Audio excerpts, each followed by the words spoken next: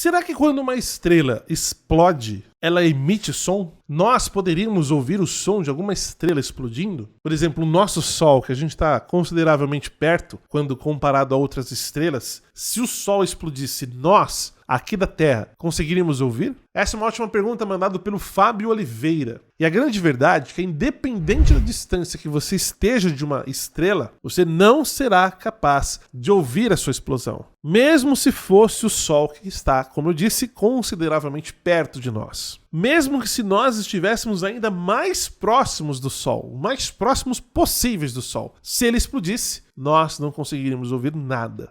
Mesmo se estivesse a algumas centenas de metros. Isso porque é provável que a frequência desse som estivesse fora do alcance audível de nós seres humanos. O fato é que a nossa audição ela é bem limitada e existe um certo espectro de frequência que nós conseguimos captar. Então qualquer provável som emitido por uma explosão cósmica estaria fora então dessa faixa. Então, pelo fato do universo ser um imenso vácuo, uma explosão de uma estrela poderia gerar então ondas gravitacionais que seriam uma espécie de distorção no espaço-tempo, e essas distorções no espaço-tempo poderiam ser detectadas por instrumentos específicos, instrumentos científicos, mas não seria emitido sons. Então, resumindo, se qualquer estrela explodir, ela não emite som, porque não tem como ser emitido, porque não é oxigênio, não há nada que transporte o som. Então, ela gera isso, ondas gravitacionais que são capturadas por instrumentos específicos, apenas isso.